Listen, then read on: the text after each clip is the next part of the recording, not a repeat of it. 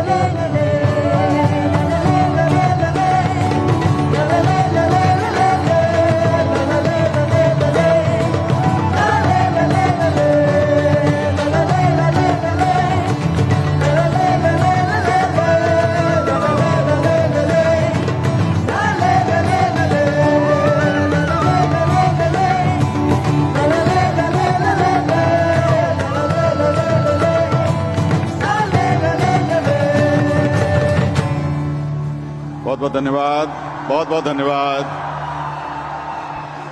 बहुत बहुत धन्यवाद।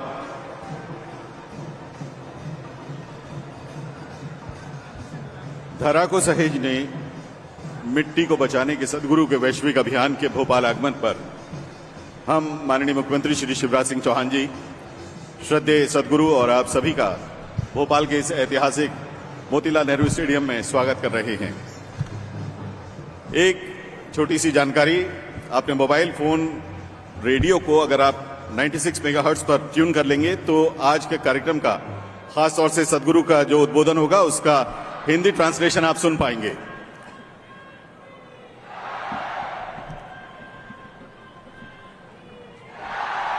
बहुत बहुत धन्यवाद। भारतीय वाङ्मय में धरा को, धरती को मां का दर्जा दिया गया है। यदि मां स्वस्थ एवं प्रसन्न है तभी भूमि पर उपस्थित जीवन यानी प्राणियों का जीवन सुरक्षित रह सकता है। हमने खाद्यान्न, सुख सुविधाओं की तृष्णा के चलते अपने पर्यावरणीय स्रोत और धरा की प्राकृतिक उर्वरा शक्ति का अनैतिक दोहन किया है। हमारे लालच की चाशनी में लिपटे रसायनों के अत्यधिक प्रयोग से जीवनदायिनी मातृ रूपा मृदा का स्वास्थ्य बिगड़ रहा है, वो सिसक रही है। समय है संभल जाने का, मिट्टी के मूल स्वरूप को वापस लाने का, इसके लिए कोशिश करने का, जितना संभव हो मिट्टी की सेहत को बचाने का। इन्हीं उद्देश्यों को मूल में रखकर सदगुरु ने सेव सॉइल अभियान की शुरुआत विगत 21 मार्च 2022 को लंदन से की। सदगुरु मिट्टी की सेहत के बारे में दुनिया भर में जागरूकता फैलाने और वैश्विक स्तर पर इस बारे में लोगों को संवेदनशील बनाने के लिए मोटरसाइकिल से 100 दिनों की यात्रा पर हैं। आज 81वां दिन है। यूनाइटेड किंगडम के बाद द नीदरलैंड्स, जर्मनी, चेक Republic, Austria, Slovenia, Italy, France, Azerbaijan, Jordan, Israel, Ivory Coast, Saudi Arabia, Bahrain, संयुक्त अरब अमीरात जिसमें अबू धाबी और दुबई जैसे शहर शामिल हैं, और उसके बाद ओमान में मृदा स्वास्थ्य के प्रति जागरूकता कार्यक्रमों में शामिल होते हुए सदगुरु भारत पहुंचे और उसके बाद गुजरात, राजस्थान, राष्ट्रीय राजधानी दिल्ली तथा उत्तर प्रदेश होते हुए आज भोपाल में हैं। और माननीय मुख्यमंत्री जी ने यहां आज आप सभी की ओर से एक पीपल का नन्हा सा पौधा देकर भेंट करके मध्य प्रदेश में उनका स्वागत किया है, अगवानी की है। वे यहां मौजूद हैं। आदरणीय साथियों, देवियों, सज्जनों, अब हम आपको एक छोटा सा वीडियो दिखाने जा रहे हैं जिसमें आप देख पाएंगे साइंस बिहाइंड सेव सॉइल। तो आइए आनंद लेते हैं इस वीडियो का और मर्म समझते हैं इस अभियान का। हम बात कर रहे हैं जलवायु परिवर्तन की, कार्बन उत्सर्जन की और ग्लोबल वार्मिंग और कई दूसरे पहलुओं की, लेकिन हम मिट्टी पर ध्यान नहीं दे रहे हैं। मिट्टी वो निवास स्थान है जहां असंख्य जीव फलते फूलते हैं। जब मिट्टी समृद्ध नहीं रह जाती तो समझिए कि आपने धरती को कई मायनों में त्याग दिया। दुनिया का हर जिम्मेदार वैज्ञानिक और संयुक्त राष्ट्र की संस्थाएं साफ साफ कह रही हैं कि हम धरती पर केवल 80 से 100 बार ही फसलें उगा पाएंगे, यानी कि हमारे पास धरती पर लगभग 45 से 50 सालों तक खेती करने के लिए ही मिट्टी बची है। सन 2045 तक हम आज के मुकाबले 40% कम भोजन का उत्पादन कर रहे होंगे और हमारी जनसंख्या 9.3 अरब हो चुकी होगी। The food shortages that could manifest in the next 25 years. अगले 25 सालों में जो भोजन का संकट उत्पन्न हो सकता है उसके नतीजों की कल्पना भी नहीं की जा सकती। जब भोजन की कमी होगी तो पूरी दुनिया में गृह युद्ध शुरू हो जाएंगे। अभी हम जिस चीज का सामना कर रहे हैं वो ये है कि मिट्टी गायब हो रही है। मिट्टी गायब क्यों हो रही है? वो कहाँ जा रही है? हमारी मिट्टी के साथ क्या हो रहा है? हमें ये समझना होगा कि अगर आप रेत में जैविक पदार्थ मिलाते हैं तो रेत मिट्टी में बदल जाएगी। अगर आप मिट्टी से सारा जैविक पदार्थ निकाल लें तो मिट्टी रेत बन जाएगी। सामान्य खेती की मिट्टी में जैविक पदार्थों की मात्रा कम से कम 3 से 6% के बीच होनी चाहिए। सबसे कम है 3%। मिट्टी को जीवित रखने के लिए, मिट्टी को जीवित मिट्टी बनाए रखने के लिए कम से कम इतना तो होना ही चाहिए। पूरी दुनिया में खेती की मिट्टी की गुणवत्ता में बहुत ज्यादा खराबी आई है। ज्यादातर देशों में पिछले 100 सालों में मिट्टी की ऊपरी परत का 50% से भी ज्यादा पहले ही गायब हो चुका है। भोजन में मौजूद पोषक तत्वों के स्तर में भारी गिरावट आई है। आपको अपने भोजन से जितने माइक्रोन्यूट्रिएंट्स मिलते थे 20वीं सदी की शुरुआत में, उसके मुकाबले आज आपको उसी भोजन से जो मिलता है उसमें 90% की गिरावट आई है। 1920 के दशक में एक संतरा खाकर आपको जो मिलता था, अब 2020 में अगर आपको वही पाना है तो आपको 8 संतरे खाने होंगे। हमने अपने भोजन के साथ ये किया है। मिट्टी धरती का सबसे बड़ा इकोसिस्टम है और बहुत कम लोग ही इसके बारे में कुछ जानते हैं। एक चम्मच स्वस्थ मिट्टी में शायद पर मौजूद लोगों की संख्या से भी ज्यादा सूक्ष्म जीव होते हैं। मिट्टी की ऊपरी परत के पहले 12 से 15 इंच में उपस्थित सूक्ष्म जीवन ही हमारे अस्तित्व का आधार है। हमारे पैरों के नीचे मौजूद इस जादू ने ही उस जीवन का निर्माण किया है जो हम हैं। पहले 12 से 15 इंच की मिट्टी इस धरती पर मौजूद 87% जीवों के जीवन का आधार है, जिसमें आप और मैं भी शामिल हैं। हमें ये समझना होगा कि जिसे हम मिट्टी या धरती माँ कहते हैं वो एक जीवित जीव है। खुली मिट्टी जिसे जुताई करके धूप में खुला छोड़ दिया गया है, यही सूक्ष्म जीवों के नष्ट होने का कारण है। तो हमारा ध्यान खेती पर होना चाहिए। हमारा ध्यान ये पक्का करने पर होना चाहिए कि जमीन जितना ज्यादा संभव हो छाया में रहे। किसी भी तरह की छाया, घास, पौधे, झाड़ियां, पेड़। कॉन्शियस प्लैनेट मिट्टी बचाओ अभियान की शुरुआत कर रहा है ताकि मिट्टी को पुनर्जीवित करने के लिए नीति में बदलाव लाया जा सके। इसके एक हिस्से के रूप में मैं 65 साल का हूं और मैं अकेले 30,000 किलोमीटर की मोटरसाइकिल यात्रा करूंगा। 24 देशों से होते हुए 30,000 किलोमीटर की यात्रा नागरिकों से सक्रिय सहयोग प्राप्त करने के लिए, ताकि सरकारों को यह विश्वास मिले कि लॉन्ग टर्म इन्वेस्टमेंट्स की सराहना की जाएगी। तो ये बहुत ज्यादा जरूरी है कि इस धरती पर मौजूद हर सरकार की नीति में मिट्टी का पुनर्जीवन शामिल हो। हमें पक्का करना होगा कि धरती पर लोग ये जान लें कि मिट्टी धन है। ये एक ऐसी विरासत है जिसे हमने अपनी पिछली पीढ़ियों से प्राप्त किया है और हमें इसे भावी पीढ़ियों को एक जीवित मिट्टी के तौर पर सौंपना है। अभी हम एक समय पर हैं कि अगर आप अभी सही चीजें करते हैं तो अगले 15 से 20 सालों में हम इस परिस्थिति को काफी हद तक वापस मोड़ सकते हैं और मिट्टी को पुनर्जीवित कर सकते हैं। लेकिन अगर हम इसे अगले 30 से 40 साल ऐसे ही चलने देते हैं और 40 सालों बाद कोशिश करते हैं तो इसमें शायद 150 से 200 साल लग जाएं, क्योंकि जैव विविधता में उतना नुकसान हो चुका होगा। 21 मार्च से 100 दिनों तक पूरी दुनिया को इस धरती पर मौजूद हर इंसान को मिट्टी की बात करनी चाहिए। हमें मिट्टी, मिट्टी बचाओ जैसे शब्द हर जगह सुनाई देने चाहिए। ये पक्का करने के लिए कि धरती पर लोगों की विचारधारा हमारे जीवन के सबसे महत्वपूर्ण पहलू की ओर मुड़े, जो कि मिट्टी है। इसे संभव बनाने के लिए आप में से हर एक को जितने ज्यादा संभव हो उतने लोगों तक पहुंचना होगा। दुनिया के बहुत सारे नेता और प्रभावशाली लोग पहले ही इस अभियान में भाग ले रहे हैं। इसका हिस्सा बने और आइए इसे संभव बनाएं। मेरी ओर से जितना हो सके मैं उतना योगदान दूंगा। आइए व्यवहारिकता और गंभीरता से ऐसे कदम उठाएं जिनका असर महसूस किया जा सके। आइए इसे ज़मीनी स्तर पर संभव बनाएं। मिट्टी बचाओ। आपने जो अभियान शुरू किया है, मैं इससे बड़े ईश्वर के आशीर्वाद की आशा भी नहीं कर सकता था। सद्गुरु, और यह अभियान बहुत महत्वपूर्ण है।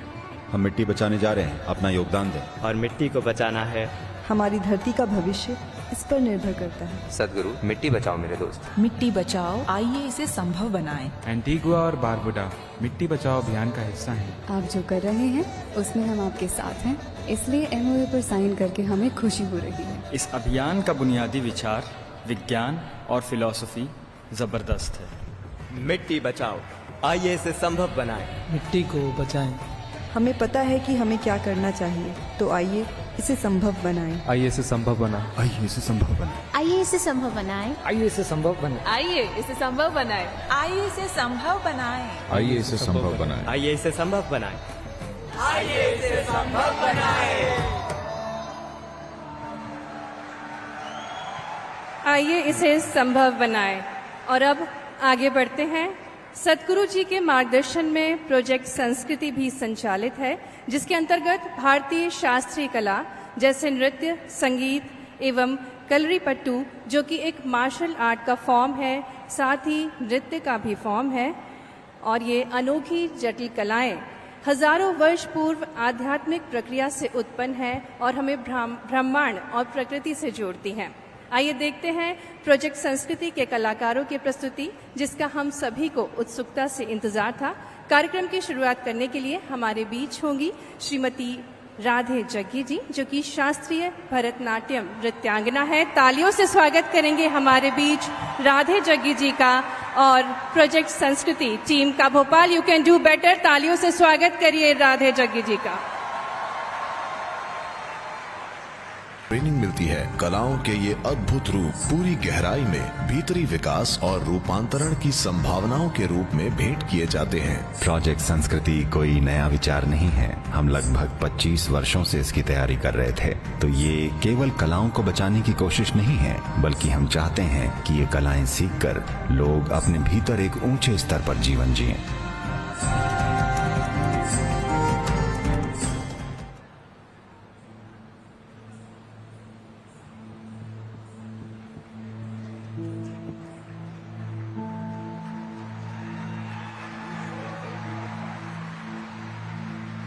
Namaskaram.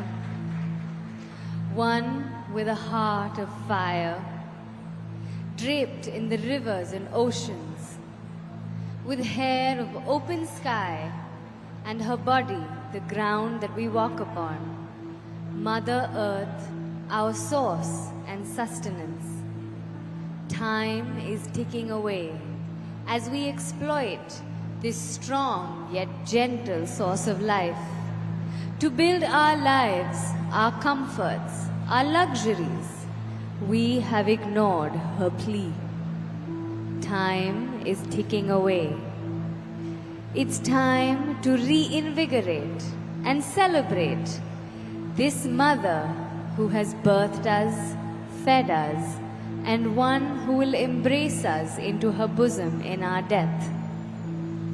O Mother, in celebration of your grandeur, in concern for your well-being, in love with all that you are, we dance in tune to your rhythm as we are but a part of you.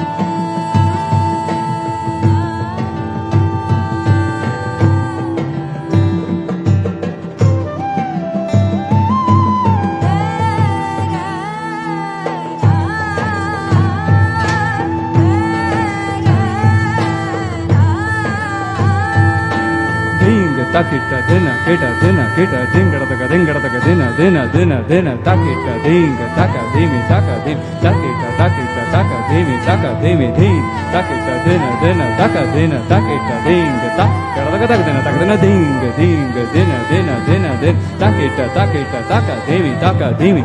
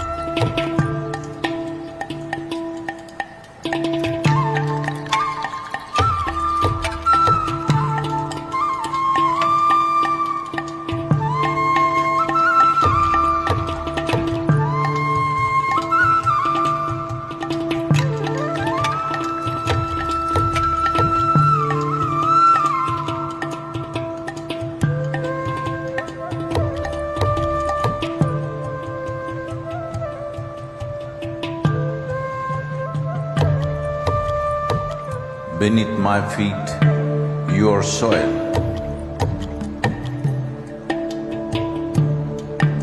When you rise, you become a tree.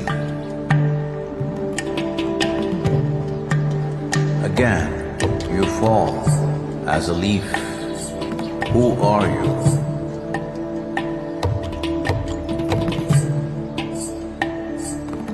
You come up as a crop. You give me life as food.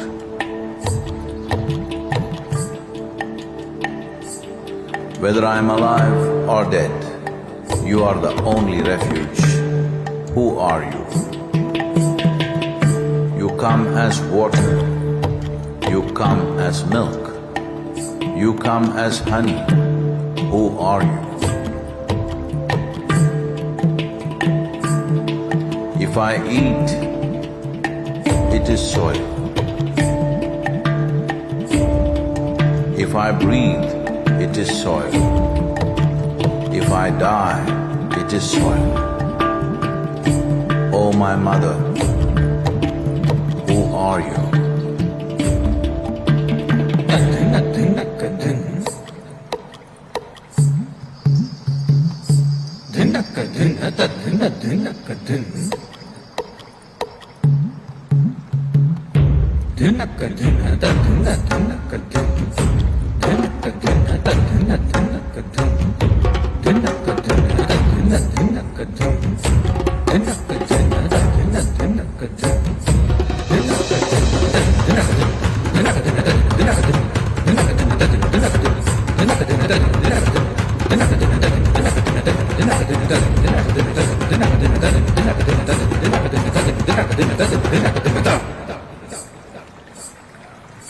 Soil. In the root, there is a stalk.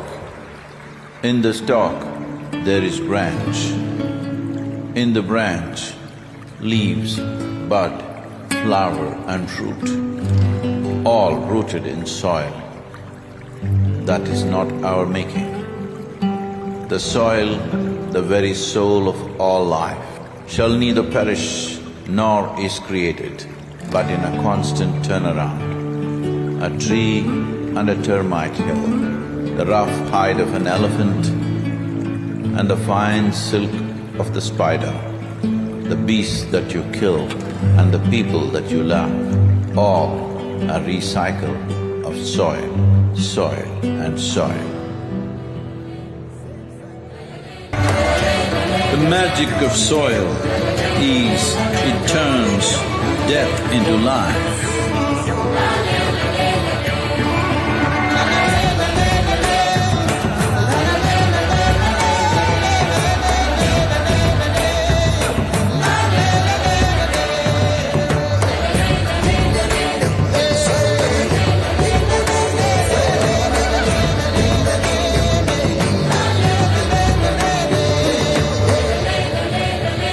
Depleted soils will not quench the fire of hunger.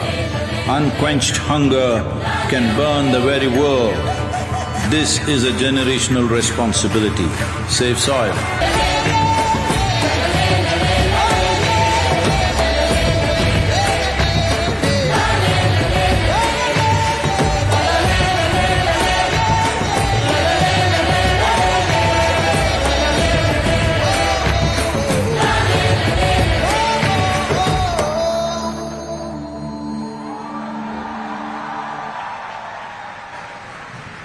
What a wonderful performance, heart-touching performance. Thank you, Shrimati Radhe Jaggi जी एवं project संस्कृति के सभी कलाकारों को बहुत बहुत धन्यवाद। आपको बता दें, ये सभी 7 वर्ष की आयु से नृत्य सीख रहे हैं, शौक से नहीं बल्कि अपने जीवन जीने के उद्देश्य से।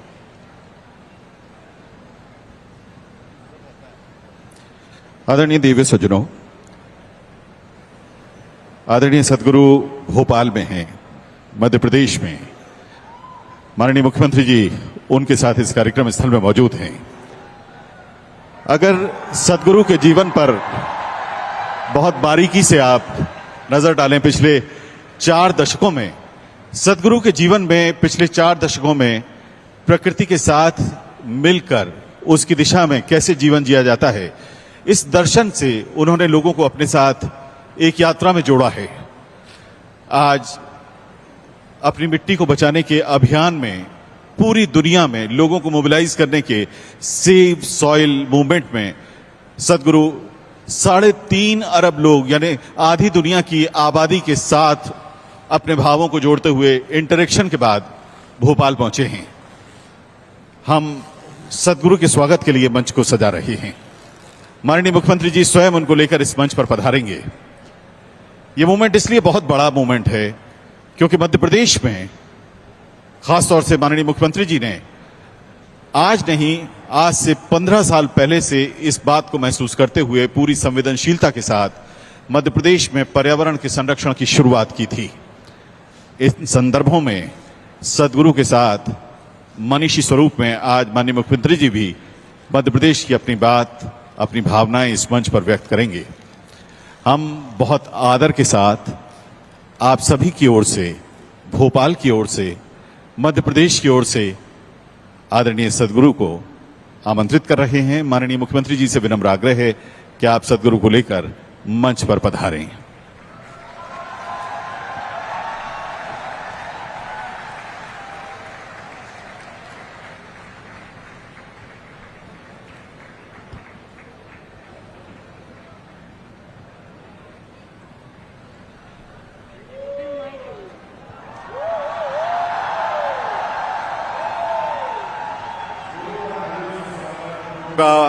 मध्य प्रदेश के इस मंच पर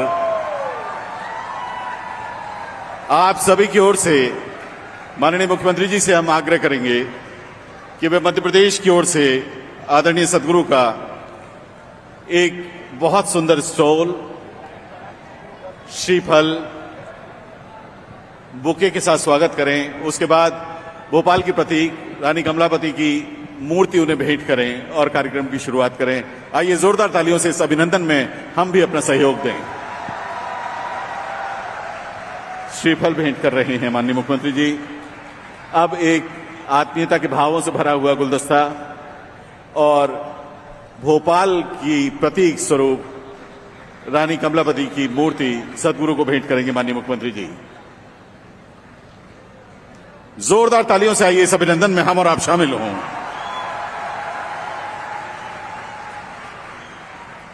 विनम्र आग्रह माननीय मुख्यमंत्री जी से और सदगुरु से कि कृपया अपना स्थान ग्रहण करें। आदरणीय दीदी सज्जनों, जैसा कि हम और आप लगभग पिछले 1 घंटे से इस भावना को जी रहे हैं कि कैसे मिट्टी हमारे जीवन के लिए महत्वपूर्ण है, इसी से जुड़ी हुई जानकारियों से पगे हुए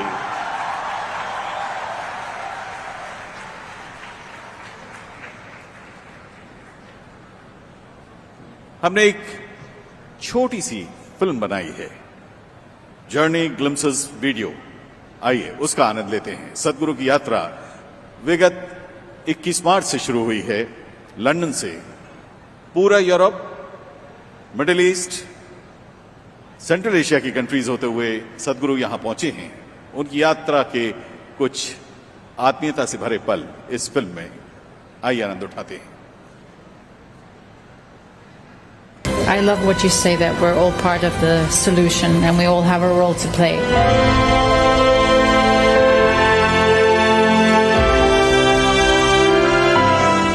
I request all of you to come together and join the Conscious Planet movement to save soil. So this is a perfect confluence of how we see things and the importance of the soil. Save the soil.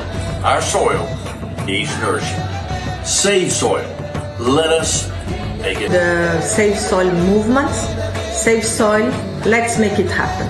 I salute you, your energy and your dedication, and my full support of what is needed from the Palestinian side. और मुझे पक्का विश्वास है कि दुनिया को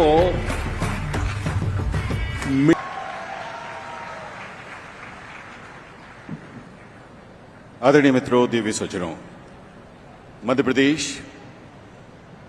देश का सबसे हरा भरा प्रदेश है और इस जिम्मेदारी को हम पूरी विनम्रता से निभाते हैं। हमारी अपनी कोशिशें भी हैं आइए एक छोटा सा वीडियो देखते हैं।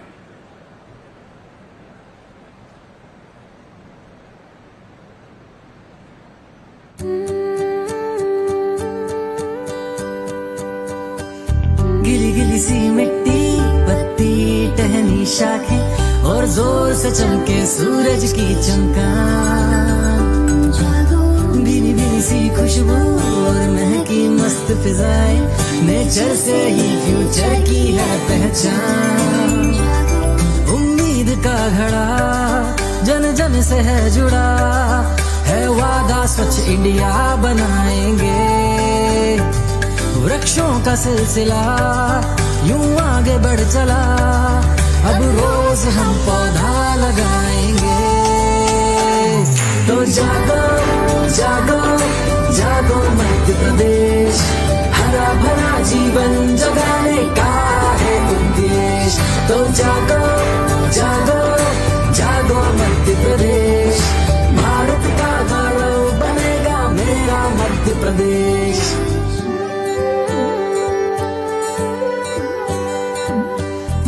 नर्मदा शिप्रा की जहाँ निर्मल धारा है, उस भूमि पर हरियाली संकल्प हमारा है। माधव से कान्हा तक जो उद्यान सारा है, उस वन में जंतु पक्षी क्या खूब नजारा है। पर्यावरण विकास हो क्यों न साथ साथ, हमारा हम कर्तव्य निभाएंगे।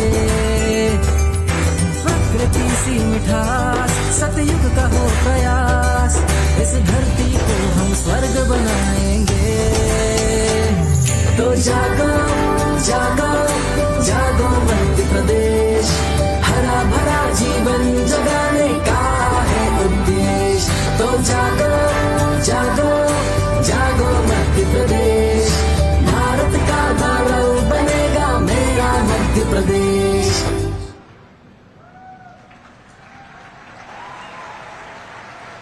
आप हमारे वीडियो में देख पा रहे होंगे, हमने पर्यावरण की बातें बच्चों के साथ बांटी हैं।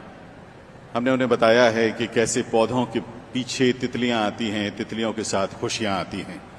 मध्य प्रदेश में हम बहुत कुछ कर रहे हैं। मध्य प्रदेश की बात माननीय मुख्यमंत्री जी आपके साथ साझा करेंगे और फिर वे ही बहुत आग्रह और आदर के साथ यहां बुलाएंगे हमारे आज के मेहमान को। बहुत आदर के साथ आमंत्रित हैं माननीय मुख्यमंत्री जी, और उसके बाद वे ही आमंत्रित करेंगे सदगुरु को।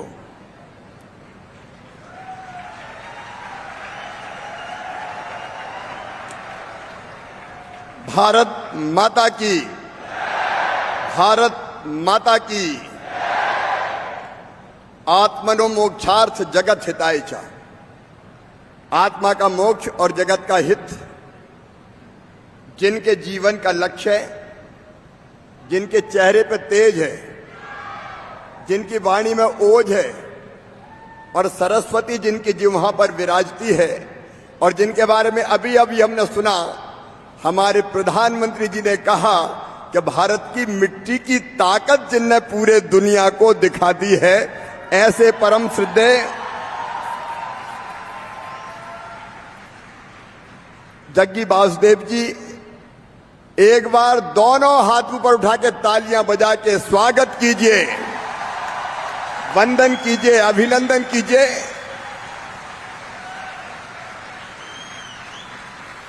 जोर से एक बार तालियां हो जाए। सदगुरु आपका स्वागत है, आपका वंदन है, आपका अभिनंदन है। आप जो लगातार, हम कोई कल्पना कर सकता है, यूरोप, मध्य एशिया, उत्तर पूर्व, कई देशों से गुजरते हुए अपनी इस पवित्र भारत भूमि के हृदय प्रदेश मध्य प्रदेश पहुंचे। मैं मध्य प्रदेश की 8.5 करोड़ जनता की ओर से एक बार फिर आपका हृदय से स्वागत करता हूं, अभिनंदन करता हूं। आपने मिट्टी बचाओ मतलब धरती बचाओ, जिंदगी बचाओ। अरे आने वाली पीढ़ियों के लिए ऐसी धरती तो रहने दो कि जिस पर जीव जंतुओं का भी अस्तित्व हो। हम सब जानते हैं भारत ने आज नहीं, हजारों साल पहले दुनिया को कहा, अयम निजम परावेत्ति गणना लघु चेत साम उदार चरिता नाम तू वसुदैव कुटुंबकम। ये मेरा ये तेरा है, ये सोच छोटे मन वालों का होता है। जो विशाल हृदय के होते हैं वो तो कहते हैं सारी दुनिया ही एक परिवार है, वसुदैव कुटुंबकम। ये मंत्र देने वाले सदगुरु केवल भारत नहीं, देश की सीमाओं के बाहर जाके वो आध्यात्मिक गुरु, आध्यात्मिक संत तो है ही, लेकिन उन्होंने भौतिक और अध्यात्म का अद्भुत समन्वय करके दिखाया है। भारत ने आज नहीं हजारों साल पहले कहा, धर्म की जय हो, अधर्म का नाश हो, प्राणियों में सद्भावना हो और विश्व का कल्याण हो। हमने विश्व के कल्याण की बात की और विश्व के कल्याण के लिए आप निकल पड़े सदगुरु। सर्वे भवन्तु सुखिना हमारा मूल मंत्र है। सर्वे भवन्तु सुखिना, सर्वे सन्तु निरामया, सर्वे भद्राणि पश्यन्तु मां कश्चित् दुर्भाग् भवेत्। सब सुखी हो, सब निरोग हो, सबका मंगल हो, सबका कल्याण हो। और उसी मंत्र को लेके सदगुरु मिट्टी बचाने के अभियान में निकले हैं। तुलसीदास जी ने कहा है, क्षिति जल पावक गगन समीरा, पंच तत्व है अधम शरीरा। 5 तत्वों से ये ब्रह्मांड बना, ये धरती बनी, मनुष्य बना, जीव जंतु बने, 5 तत्वों से, और उसमें से एक है मिट्टी। अभी मैंने कहा सर्वे भवन्तु सुखिना, लेकिन इस सर्वे भवन्तु सुखिना का मंत्र तब साकार होगा जब धरती बचेगी। मित्रों, हम सब आभारी हैं सदगुरु के। हम सब जानते हैं मनुष्य ने भौतिक प्रगति की चाह में धरती के साथ, अपनी मां के साथ बड़ा अन्याय किया है। हमने धरती खोद के अंदर से खनिज निकाल लिए, हीरा, लोहा, सोना, कोयला, हम धरती से खनिज निकालते जा रहे हैं, पानी उलीचते जा रहे हैं, जंगल साफ कर दिए। हमने धरती को पेड़ विहीन करके धरती को नंगा किया है, नग्न करने का अपराध किया है। हम केमिकल फर्टिलाइजर डाल रहे हैं। आप सब जानते हैं, मध्य प्रदेश वासी भी, देशवासी भी, अधिक उत्पादन के लिए केमिकल फर्टिलाइजर डालो, कीटनाशक डालो, 3 फसलें लो, और गेहूं के बाद अगर मूंग पैदा करनी है तो नरवाई में ही आग लगा दो, पराली जला दो। कितने जीव जंतु जलते हैं, मित्र कीट भी मारे जाते हैं, अन्न विषैला हो गया है, धरती की उर्वरक क्षमता लगातार कम होती जा रही है। और यही स्थिति रही तो एक दिन ये धरती अन्न उत्पादन करने के लायक नहीं बचेगी। तब क्या होगा ये सोचिए। और इसलिए ये सामूहिक कदम है सदगुरु। आपने संकल्प लिया दुनिया में अवेयरनेस क्रिएट करने के लिए, जनता को जगाने के लिए आपने मिट्टी बचाओ अभियान चलाया। आज मध्य प्रदेश की इस धरती पर आपका स्वागत करते हुए मैं आपको मध्य प्रदेश की तरफ से, मध्य प्रदेश के 8.5 करोड़ जनता की तरफ से, मध्य प्रदेश सरकार की तरफ से मैं ये वचन देता हूं कि मिट्टी बचाओ अभियान में आपके पीछे हम कदम से कदम और कंधे से कंधा मिलाकर साथ चलेंगे। सारा मध्य प्रदेश आपके साथ है। आपने जो प्रस्ताव दिया है मध्य प्रदेश अक्षरशः उसका पालन करेगा। हम कोई कसर नहीं छोड़ेंगे। 5 चीजें हम अभी कर रहे हैं। नंबर 1, हम पेड़ लगाने का काम मध्य प्रदेश की धरती पर करते हैं। और सदगुरु मैं स्वयं, मुझे लगा केवल भाषण देने से काम नहीं चलेगा, अगर हम खुद करेंगे तो लोगों को प्रेरित कर पाएंगे। इसलिए मैं रोज पहले 1 पेड़ लगाता था। कोविड हो गया, उस दौरान भी मैंने पेड़ लगाने नहीं छोड़ा। मैंने कहा गड्ढा करके पेड़ रख दो, मैं लगा दूंगा। लेकिन अब मैं पेड़ अकेला नहीं लगाता, कोई ना कोई एनजीओ, स्वयंसेवी संस्था, अन्य व्यक्ति मेरे साथ वृक्षारोपण करते हैं, तो वृक्षारोपण का सिलसिला चल पड़ा। हमने एक अंकुर कार्यक्रम बनाया है, अंकुर अभियान हाथ में लिया है, जिसमें मैंने अपील की है कि अपने जन्मदिन के दिन पेड़ लगाओ, बेटा बेटी के जन्मदिन पर पेड़ लगाओ। मैरिज एनिवर्सरी अगर ढंग से मनाना है तो पेड़ लगाने से अच्छी शादी की वर्षगांठ और क्या हो सकती है। अपने माता और पिताजी की पुण्य स्मृति है तो पेड़ लगाओ और पेड़ बचाओ। मुझे कहते हुए प्रसन्नता है, सदगुरु आपके बताए मार्ग पर चल के हमने नर्मदा सेवा यात्रा निकाली थी। दोनों तटों पर वृक्ष रोपने का अभियान शुरू किया था और मध्य प्रदेश में ये वृक्षारोपण का अभियान चल रहा है। हम जानते हैं बहनों और भाइयों, अगर एक वयस्क पेड़ एक बड़ा हो जाता है तो वर्षा जल को अवशोषित करता है, जड़ों से धरती में भी पहुंचाता है। जब गर्मी होती है तो पेड़ों की जड़ें बूंद बूंद पानी छोड़ के मिट्टी में नमी बनाए रखती है। और इसके साथ ही एक वयस्क पेड़ को देखना, कितने जीव जंतु, फल तो हमें दिखाई देते हैं, छाए हमको दिखाई देती है, लेकिन कभी ध्यान से पीपल के बट के पेड़ को देखना, पक्षी कलरव करते हैं, चिड़िया चहचहाती है, कीट पतंगे, जीव जंतु, एक बड़ा पेड़ लाखों जीव जंतुओं को आश्रय देता है। और एक बात सुन लेना, यह धरती केवल मनुष्यों के लिए नहीं है, केवल मनुष्यों के लिए नहीं है। इस धरती पर अधिकार पशु पक्षियों का भी है, कीट पतंगों का भी है, पेड़ पौधों का भी है। हमारी नदियां ठीक हो, हमारी जल संरचनाएं ठीक हो, क्योंकि ये जब सब ठीक होंगे तब हमारा इकोलॉजी सिस्टम ठीक बना रहेगा। और इसलिए मैं मानता हूं पेड़ लगाने एक अत्यंत महत्वपूर्ण काम है। अभी हमने तय किया है, जन अभियान परिषद के लोग यहां बैठे होंगे, हरियाली अमावस्या के दिन हम फिर व्यापक पैमाने पर 1 महीने वृक्षारोपण का अभियान चलाएंगे। और जो अपराध हमने किया है पेड़ काटने का, एक बार फिर मध्य प्रदेश को हरा भरा बनाकर ही चैन की सांस लेंगे। मध्य प्रदेश को हरा भरा बना के चैन की सांस लेंगे। सदगुरु, मैं बड़ी विनम्रता से कहना चाहता हूं, दूसरी चीज हमने तय की है, जलाभिषेक अभियान। हमने तालाब समाप्त कर दिए, नदियों के पानी को भी हम सोख लेते हैं, इंडस्ट्री ले जाती है, खेती ले जाती है, जमीन में भूजल का स्तर बहुत नीचे चला गया है।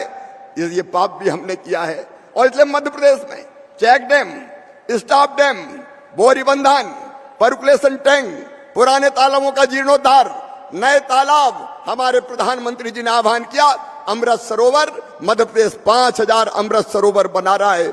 इसी साल जलाभिषेक अभियान के अंतर्गत हम लगभग 2 लाख वाटर बॉडी जल संरचनाएं बना रहे हैं, अलग अलग छोटी बड़ी। और हम पानी को बचाने में भी महत्वपूर्ण रोल अदा करेंगे।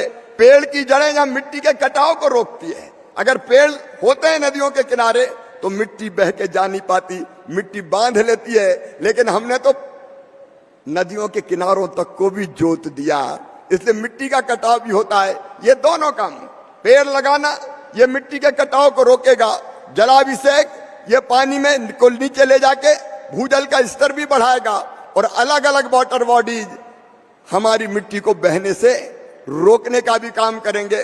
तीसरा काम सदगुरु आपके आशीर्वाद से ऊर्जा साक्षरता अभियान मध्य प्रदेश में हमने तय किया है। परंपरागत ऊर्जा के हमारे जो संयंत्र है, जो कोयले से बिजली बनाते हैं, अब उन पर निर्भरता कम करके हम सूरज से बिजली बनाएंगे।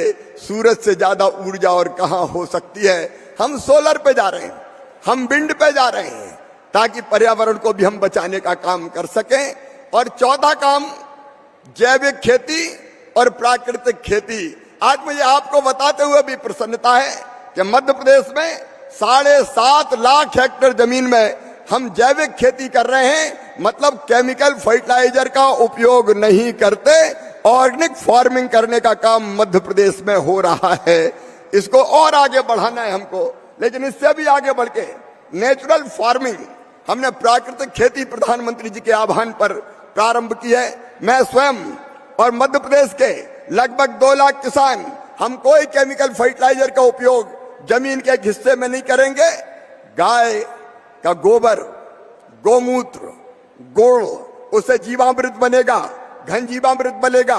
ये जीवामृत अगर हम धरती पे खेत में डालेंगे तो वो केंचुए और अलग अलग तरह के कीट और कृमि जो धरती के नीचे चले गए वो ऊपर आएंगे, कई गुना ज्यादा बढ़ेंगे। धरती को उलट पुलट करेंगे, ऊपर से नीचे आएंगे, कई सुराख होंगे, उससे पानी भी अंदर जाएगा, ऑक्सीजन अंदर जाएगी और धरती की सतह को फिर से उर्वरक बनाने का प्रयास करेंगे। माटी बचेगी, धरती बचेगी हमारे इस अभियान से। इस अभियान को भी सदगुरु हमने हाथ में लेने का प्रयास किया है। हम आपका एक बार फिर स्वागत करते हैं, लेकिन मेरी बात समाप्त करूं इसके पहले मेरे मन में एक विचार आया है। हमने देखा इन्वेस्टमेंट बढ़ाने के लिए ग्लोबल इन्वेस्टर समिट तो कई जगह होती है, लेकिन मुझे लगता है कि इकोलॉजिकल समिट करने की एक बड़ी आवश्यकता है।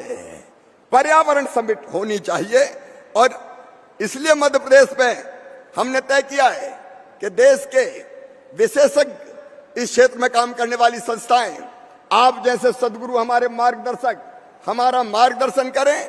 इसमें हम परिस्थिति ढांचा विकास का काम, ढांचागत विकास का काम, मध्य प्रदेश में हो रहे इकोलॉजिकल के काम और लोगों का दृष्टिकोण और इसके साथ साथ ग्रॉस इन्वायरमेंटल प्रोडक्ट, इसकी हम बात करेंगे।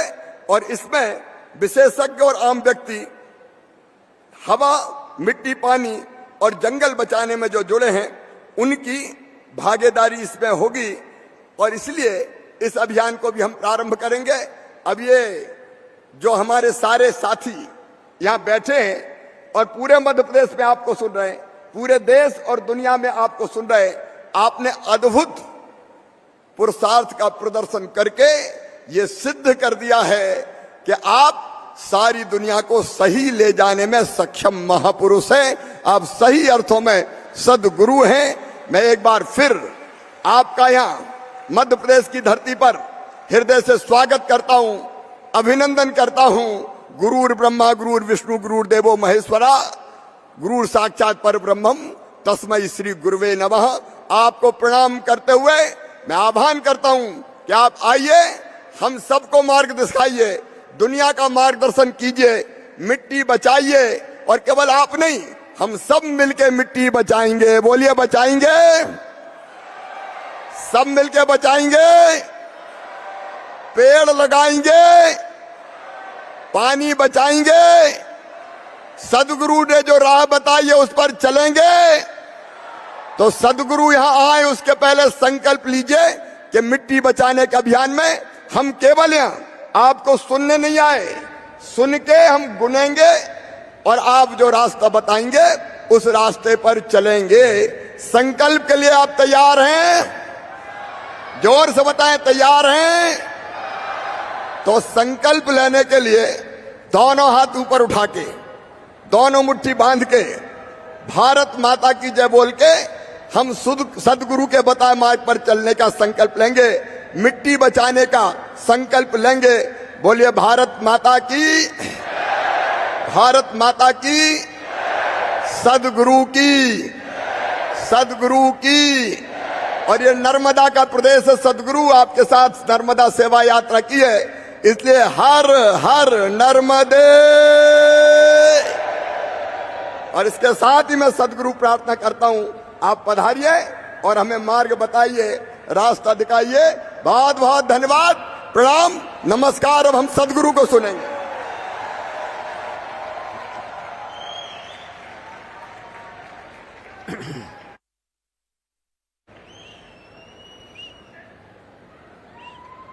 हेलो हेलो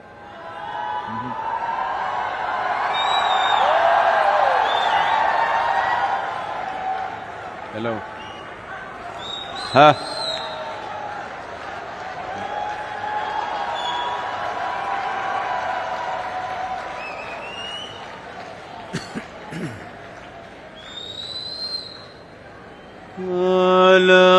न जानाति तव जननम्, कालो न जानाति तव समापनम्, दृष्टो मया तव महाकारः योगेश्वर काल काल, Yogeshwar Sootr Kala Kala.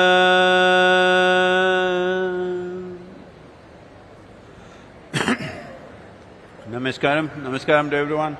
Namaskaram, sir. Yes. Little bit, the volume. Can you hear me? Well.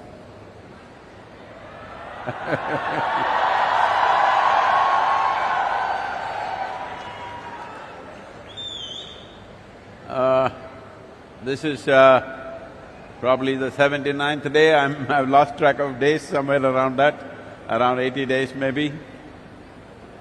And nearly 25,000 kilometers, 27 nations, 74 nations have signed up for Save Soil, and of course, the 4 states in India. And this is the 533rd event that I'm doing since 21st of March.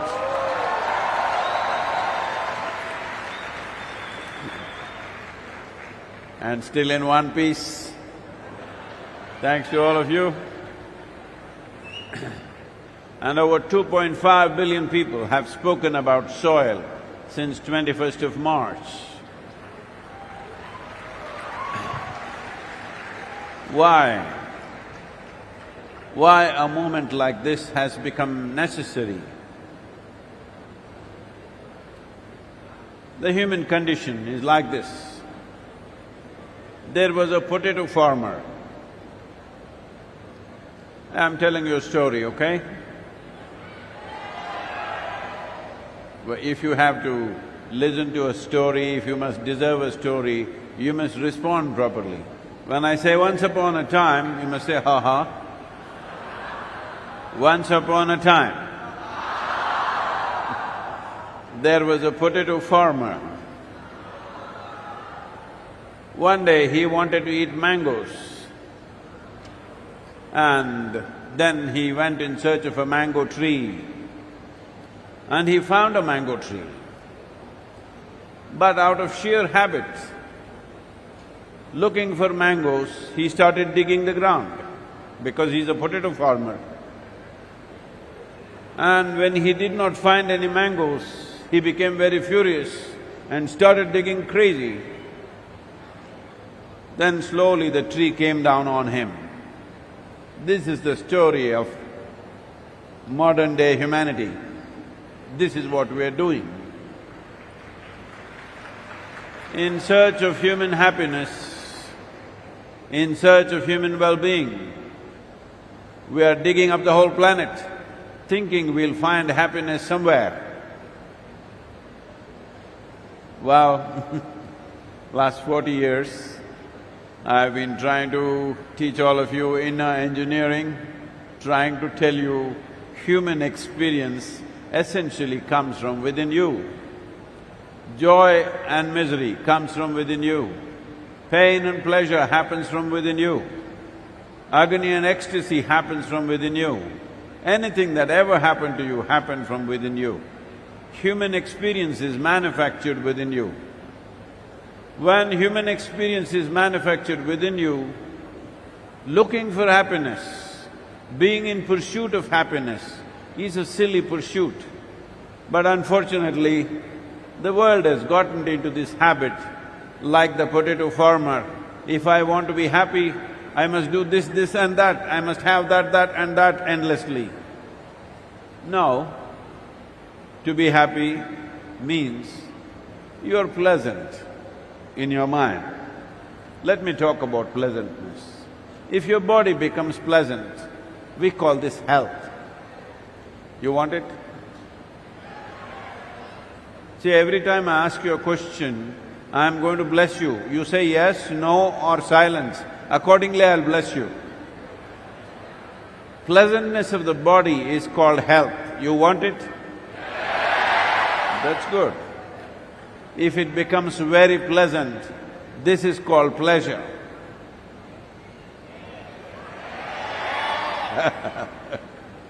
If your mind becomes pleasant, we call this peace. If it becomes very pleasant, we call this joy. If your emotions become pleasant, we call this love. If it becomes very pleasant, we call it compassion. If your very life energies become pleasant, we call this blissfulness. If it becomes very pleasant, we call it ecstasy. If your surroundings become pleasant, we call this success. Only to make your surroundings pleasant, you need the cooperation of people and forces around you. But to make this body pleasant, mind pleasant, emotions pleasant, your energies pleasant, it's 100% your business. It is 100% your business. No, Sadhguru, I want to be very happy, but my wife, my husband, my mother-in-law, my neighbor, oh, before you are happy, the whole world has to be fixed. In that effort, we have destroyed the planet. So I want you to understand, this destruction, this damage to the planet, particularly to the soil, has not happened because there is some evil force sitting somewhere wanting to destroy the planet. This has happened in pursuit of human happiness and well-being. That means every one of us, knowingly or unknowingly, are partners in this destruction. And the only way we can fix it is that every one of us should become partners in the solution. Are you? This is important because I'm saying this because world over, yesterday it was in the news, I don't know if you saw in the newspapers, that somebody went into the French Louvre Museum and threw a cake at Mona Lisa because she's smiling. There are some people who don't like you smiling. They think anger is an answer, but they are fighting for climate change, they are fighting for global warming. If you get angry, definitely world will get hotter, for sure. You've seen this in your home, hello? When you get angry, definitely there's global warming happening. So it's important that we understand this is not an agitation, this is not a protest, this is not an expression of our anger against somebody. This is an expression of our love for the life that we are, our love and responsibility for the life that we are because we value this life, and the life that's around us because we value that life, and the life that should be beyond us, which is very important. Right now, that is what has come to question. Whoever you are, whatever is your caste, creed, religion, gender, it is intrinsic to you that you want your children to live better than you. Hello? But right now what we are doing is just this, that we are removing the foundations for good life for the future generations.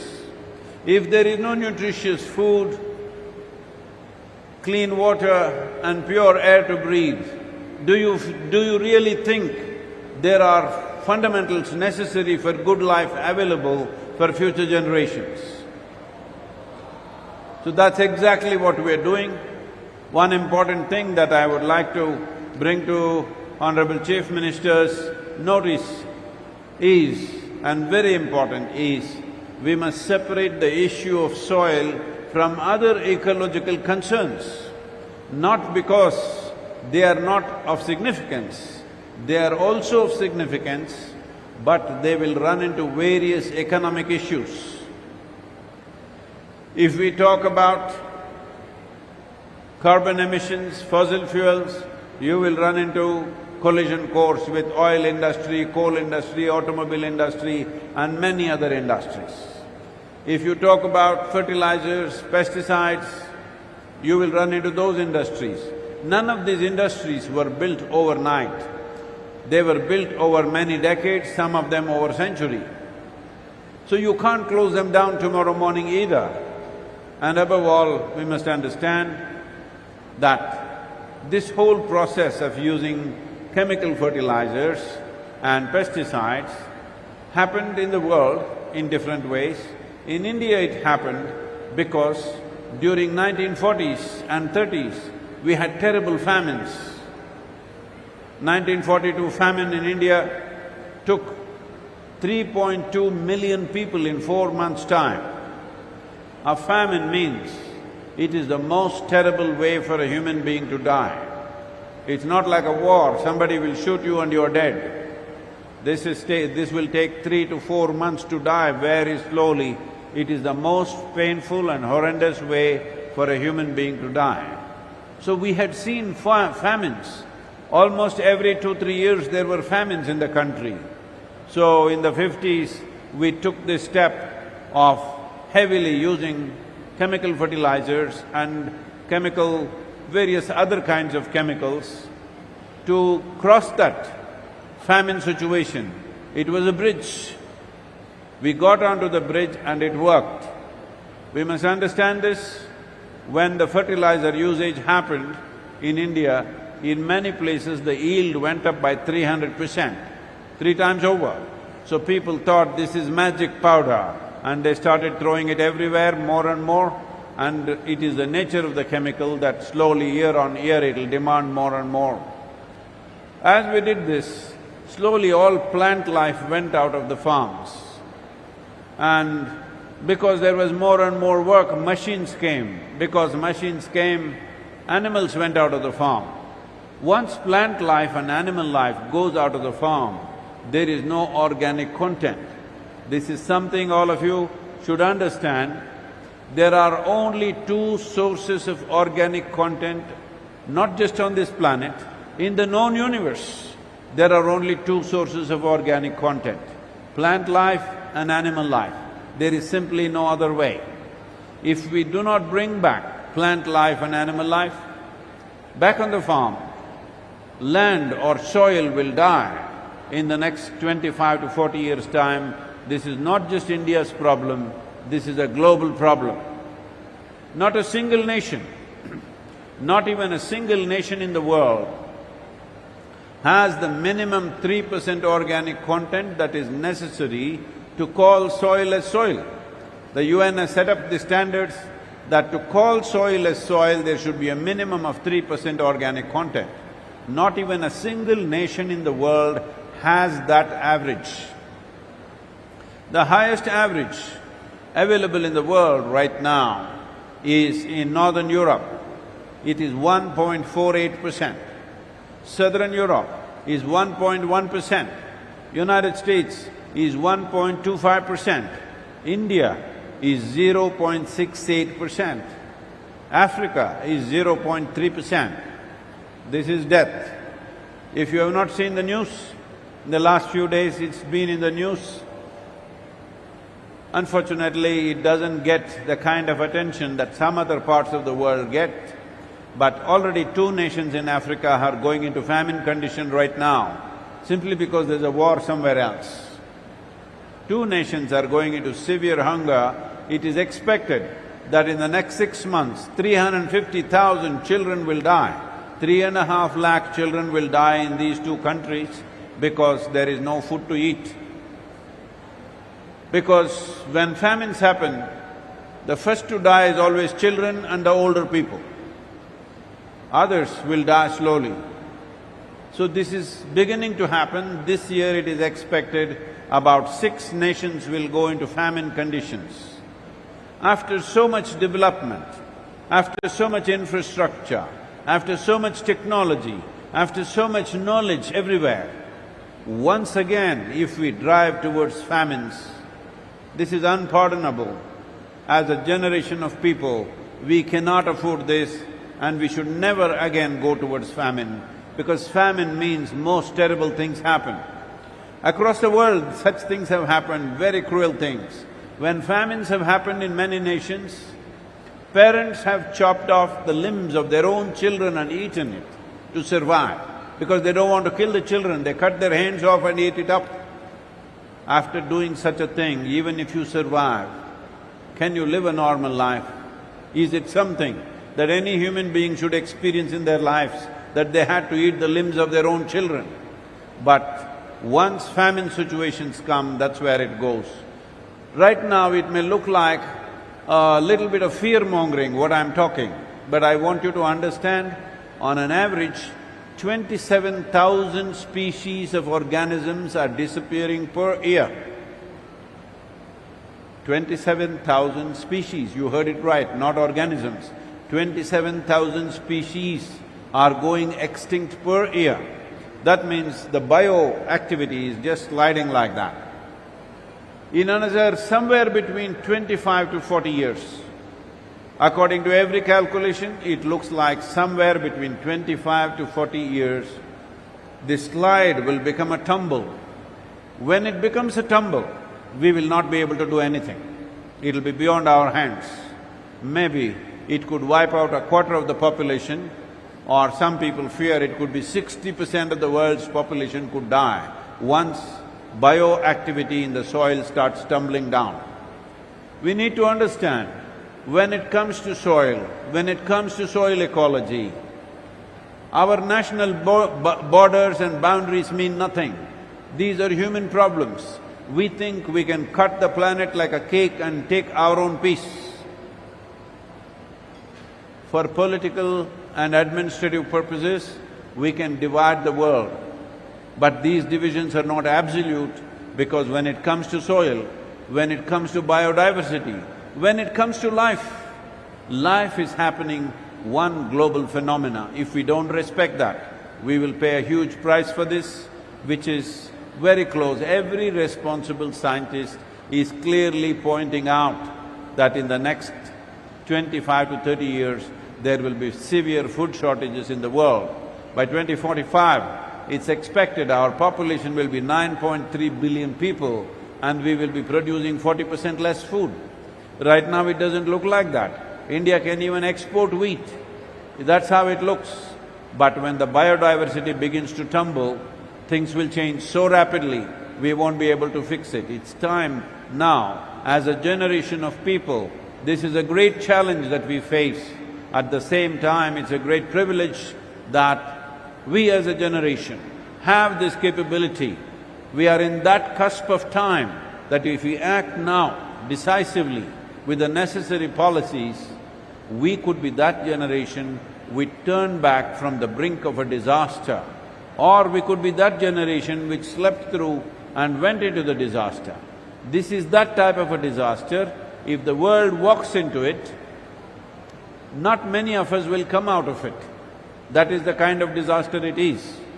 So, this is not fear-mongering, this is not doomsday talk, this is happening actively, but it is still in our hands to turn it around, and this is why the Save Soil movement, with a dynamic leader like Shivraj ji, many things can be done, but the important thing is it must be implemented scientifically in a correct manner, because we need to understand there are many problems. There are issues of water, there are issues of air pollution, there are many issues. I'm not saying they are not of significance, but the soil issue must be separated from other issues, because raising the organic content in the soil is one aspect which has no opposition in the world. There is no industry against it, there is no organization against it, there is no lobby against it.